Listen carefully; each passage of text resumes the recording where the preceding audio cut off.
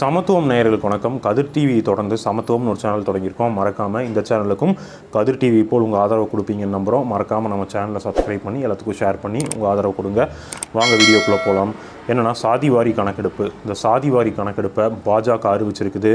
பீகாரில் இது ஒரு பெரும் தாக்கத்தை ஏற்படுத்துமா அப்படின்னு பார்க்குறோம்.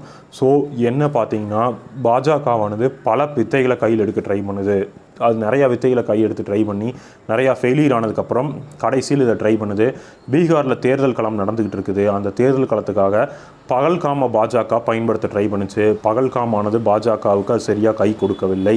எகைன்ஸ்டாக திரும்பிடுச்சு. என்னன்னு பார்த்தீங்கன்னா, அங்கே செக்யூரிட்டி குறைபாடு, ஏன் எதனால் வரியை வாங்கிட்டு எங்களுக்கு பாதுகாப்பு தர மாட்டேங்கிறீங்கன்னு மக்களே திருப்பி இவங்களை கேள்வி கேட்குறதும், ஒன்றிய அமைச்சர்களானவங்க மக்கள் மேலே பழி போடுறது, மக்களுக்கு தேசபக்தி இல்லைன்னு, அதாவது டூர் போன மக்களுக்கு தேசபக்தி இல்லைன்னு மக்களை பற்றி சொல்கிறதும், இவங்க தேச விரோதிகளெல்லாம் கட்சியில் சேர்த்து வச்சுருக்கிறாங்க. அதாவது தீவிரவாதிகள் பலரும் பாஜகவில் தான் இருக்கிறாங்க, குற்றவாளிகள் பலவும் பாஜகவில் தான் இருக்கிறாங்க. இங்கே எப்படி தமிழ்நாட்டில் குற்ற பின்னணி உள்ளவங்கள்லாம் கமலாலயத்தில் இருந்தாங்களோ அது மாதிரி பல தீவிரவாத பின்னணி கொண்டவங்களும் பாஜகவில் இருந்திருக்கிறாங்க. இது ஆதாரபூர்வமான உண்மை.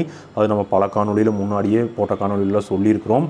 ஸோ இருந்தாலும் ஏன் நம்ம திருப்பி சொல்கிறோம்னா, மோடி அவர்கள் இந்த பகல்காம் பிரச்சனை நடந்து முடிஞ்சோன்னா பீகாரில் போய் தேர்தல் பிரச்சாரம் பண்ணார்.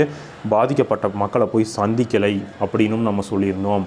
ஸோ இதில் என்னென்னா, பீகாரும் உத்தரப்பிரதேசம் பார்த்திங்கன்னா சேம் ஒரு சில விஷயத்தில் பல ஒரே மாதிரியான தன்மை கொண்டது. பீகார்லேயும் உத்தரப்பிரதேசலையும் பார்த்திங்கன்னா இந்த உயர் சாதி மக்கள்னு சொல்லக்கூடிய பிராமின், பனியா, கஸ்திரியாஸ், தாக்கூர் இவங்கெல்லாம் நிறையா இருப்பாங்க.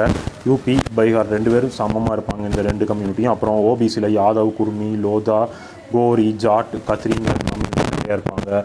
ஸோ பாஜக அரசுக்கு எப்பவுமே இந்த உயர் சாதின்னு இருப்பாங்க பார்த்திங்களா, ஷர்மா, பனியா, கஸ்திரியா, தாக்கூர், பிராமின்ஸ் இவங்கெல்லாமே ஒரு ஓட் பேங்க்ஸ். ஓபிசி மக்களை இவங்க ஏமாற்றி இஸ்லாமியர்களை ஒரு தீவிரவாதிகள் மாதிரியும், இஸ்லாமியர்கள் தான் இந்துக்களுக்கு எதிரிங்கிற மாதிரியும் காட்டி ஒரு பயாஸ்கோப் வேலை செஞ்சுக்கிட்டு இருந்தாங்க. அது ஒரு 10 வருஷமாக வேலை செஞ்சுது. கடந்த 2024 தேர்தலில் அது பெரிய அளவில் வேலை செய்யலை, செல்ஃப் எடுக்கலை.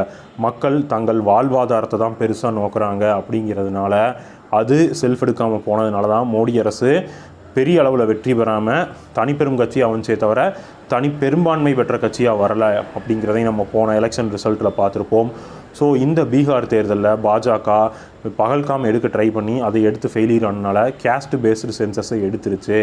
ஸோ இது கேஸ்ட் பேஸ்ட் சென்சஸு நிதிஷ்குமார் அவர்களோட ப்ரெஷர்னாலையும் நிதிஷ்குமார் அவர்கள் யாருன்னு பார்த்தீங்கன்னா ஜெயபிரகாஷ் நாராயண் அவர்களோட சீடர் தான். ஸோ நிதிஷ்குமார் அவர்களோட ப்ரெஷர்னால தான் பாஜக இதை எடுத்தது அப்படின்னும் பல நியூஸ்கள் சொல்கிறாங்க.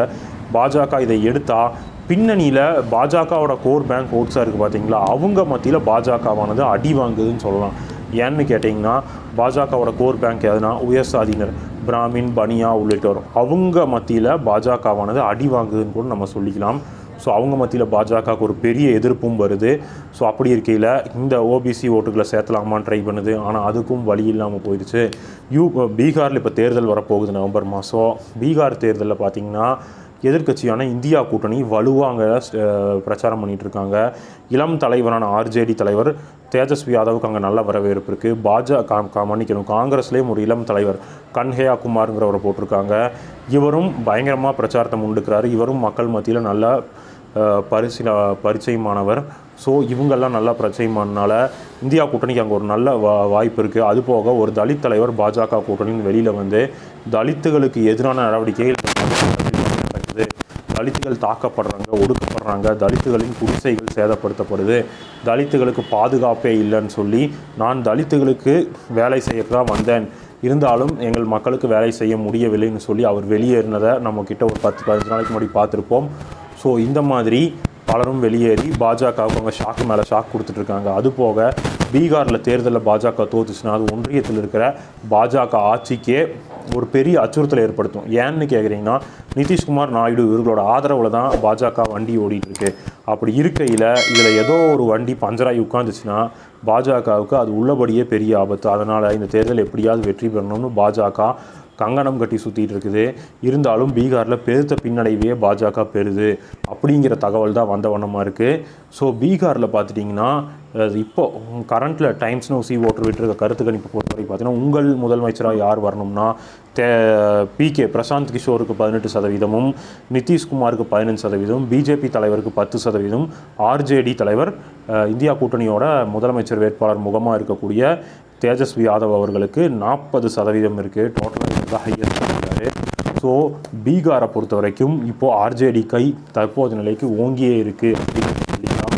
ஸோ வருங்காலங்களில் அது மாற்றம் அடையுதா, இல்லை பாஜக பக்கம் போகுதா, இல்லை இந்தியா கூட்டணி மேலும் 40லேருந்து 45% உயருதா அப்படிங்கிறத பொறுத்திருந்து பார்ப்போம். இது போன்ற அரசியல் சார்ந்த நிகழ்வுகளை தெரிஞ்சுக்கணுன்னா மறக்காமல் சமத்துவம் சேனலை சப்ஸ்கிரைப் பண்ணிக்கோங்க. இந்த காணொளி எல்லாத்துக்கும் ஷேர் பண்ணுங்கள். உங்கள் நண்பர்கள் மற்றும் உறவினர்களுக்கு பரிந்துரை செஞ்சு நம்ம சமத்துவம் சேனலை சப்ஸ்கிரைப் பண்ண சொல்லுங்கள். நன்றி, வணக்கம். அடுத்த காணொளியில் சந்திப்போம்.